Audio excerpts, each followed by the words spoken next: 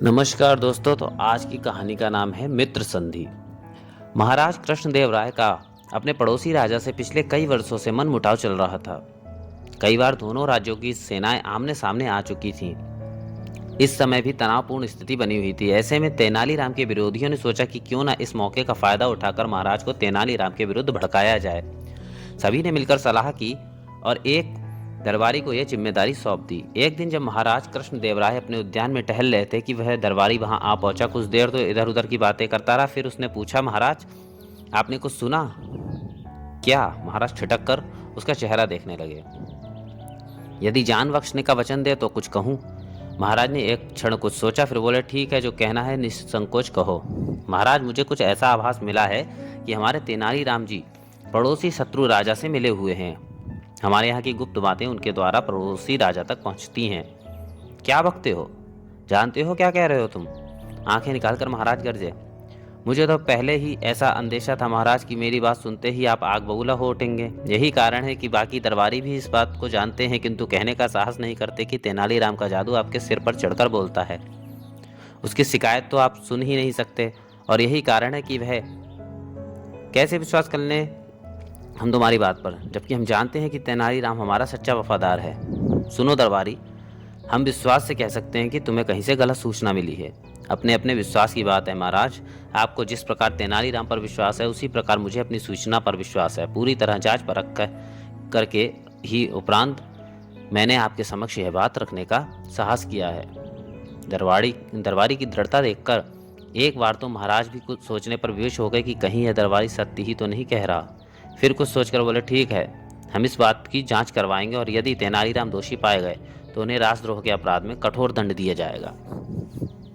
दरबारी अभिवादन करके चला गया।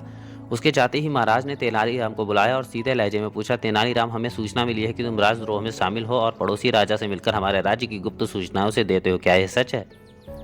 तेनालीराम हकबकाए से खड़े महाराज का चेहरा देखते रह गए। आरोप ऐसा था कि उनके दिमाग पर सन्नाटा छा गया। कहें तो क्या कहें, एकाएक ही कुछ सूझा ही नहीं। तुम्हारी खामोशी इस बात की गवाह है तेनालीराम कि हमें जो सूचना मिली है वह सच है। तुम देशद्रोही और गद्दार हो। महाराज, तेनालीराम की आंखें छलछलाईं। यह आप, यदि पड़ोसी राजा के लिए तुम्हारे मन में इतनी ही हमदर्दी है तो जाओ, वहीं जाकर रहो और हमारे राज्य को फौरन छोड़ दो। महाराज ने अपना निर्णय सुना दिया। महाराज, इतने बड़े अपराध की इतनी मामूली सजा? रूंधे से स्वर में तेनालीराम बोला, तुम्हारी अब तक की सेवाओं, तुम्हारे मित्रतापूर्ण व्यवहार तथा तुम्हारे पद की गरिमा को देखते हुए तुम्हें इतना ही दंड उचित है, किंतु यदि यही अपराध किसी और ने किया होता तो हम उसकी बोटियां चुनवा कर चील कौओं को खिला देते। क्रोध से बिफरकर महाराज बोले। तेनालीराम ने महाराज का निर्णय सुनकर सिर झुका लिया। अपनी सफाई में एक शब्द भी उन्होंने नहीं कहा और चुपचाप वहां से चले गए। दूसरे दिन पूरे विजयनगर में यह बात फैल गई कि तेनालीराम राज्य छोड़कर चला गया है। दरबारियों की तो खुशी की सीमा ही नहीं रही। अब तो वे सब महाराज पर अपना अपना प्रभाव बढ़ाने लगे और पदोन्नति पाने के विषय में सोचने लगे। उधर तेनालीराम विजयनगर के शत्रु राजा की राजधानी में जा पहुंचे और वहां से के राजा से भेंट की। फिर छंदों में उसके तथा उसके राज्य के गुणों का वर्णन किया। राजा उसे पहचानते नहीं थे। उन्होंने प्रसन्न होकर तेनालीराम से उसका परिचय पूछा। तेनालीराम का परिचय पाकर राजा बड़ा प्रसन्न हुआ। उसने उसका बड़ा नाम सुनाता था। उसने आदेश दिया कि तेनालीराम का राजकीय स्वागत किया जाए तथा उनसे व्यवहार भी राजकीय अतिथि की भांति हो।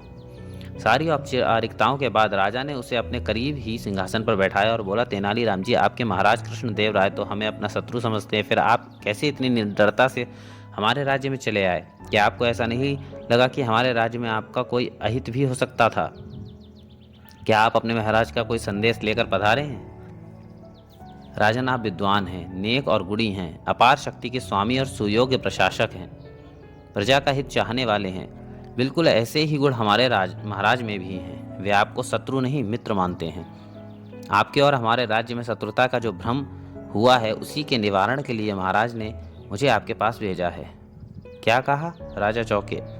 महाराज कृष्णदेव राय ने आपको स्वयं हमारे पास भेजा है और वे हमें अपना मित्र मानते हैं, किंतु हमारे गुप्तचरों के अनुसार वे हम पर हमला करने की तैयारियां कर रहे हैं। राजन, ये गुप्तचरों की अज्ञानता है। हमारे गुप्तचरों का भी ऐसा ही कहना है। लगता है कि कहीं कोई गलतफहमी उत्पन्न हो गई है। दोनों राज्यों की फौजें आमने सामने आ गईं। राजन, इतिहास गवाह है कि युद्ध किसी के लिए भी लाभकारी सिद्ध नहीं हुआ। इसी कारण सत्यता का पता लगाने के लिए हमारे महाराज ने हमें आपके पास भेजा है कि किस कारण आप युद्ध के लिए उतावले हैं। हम तो हरगिज भी युद्ध नहीं चाहते।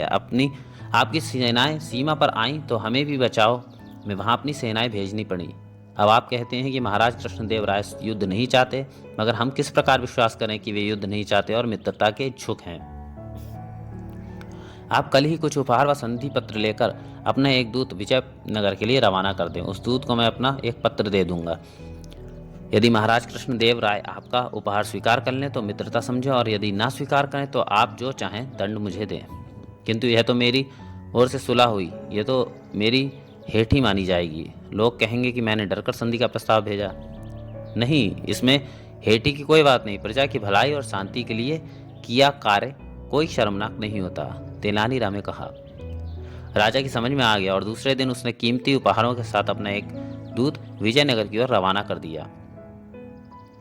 उधर 2 ही दिन में चालाक दरबारियों की करतूत महाराज को पता चल चुकी थी कि तेनालीराम बेकसूर था। उन्होंने सोच लिया कि ऐसे दरबारियों को कठोर दंड देंगे, किंतु उससे पहले वे तेनालीराम के विषय में जानने को बेचैन थे कि वह कहाँ होगा। तीसरे दिन जैसे ही पड़ोसी राजा का दूत बहुमूल्य उपहार और संधि पत्र लेकर महाराज कृष्णदेव राय के पास पहुंचा और उसने सारी बात बताई, वैसे ही महाराज प्रसन्न हो उठे। मन ही मन में उन्होंने तेनालीराम की बुद्धि की प्रशंसा की तथा तुरंत एक मंत्री को उपहारों सहित पड़ोसी राज्य के लिए रवाना कर दिया और एक पत्र में ये भी प्रार्थना की कि तेनालीराम को सम्मान सहित हमारे मंत्री के साथ भेज दें। और जब तेनालीराम वापस विजयनगर पहुंचा तो महाराज कृष्णदेव राय ने उसको अपने सीने से लगा लिया। जिन दरबारियों ने तेनालीराम के विरुद्ध षड्यंत्र रचा था, उन्हें काफी शर्मिंदगी उठानी पड़ी। राजा उन्हें कठोर दंड देने के पक्ष में थे, किंतु तेनालीराम ने उन्हें ऐसा करने से रोक दिया और कहा, महाराज, यदि ये लोग ऐसा न करते तो पड़ोसी राज्य से मनमुटाव कैसे समाप्त होता। आपको तो इनका उपकार मानना चाहिए। अपने प्रति अब भी तेनालीराम के मन में आदर देखकर उन सभी के सिर शर्म से झुक गए।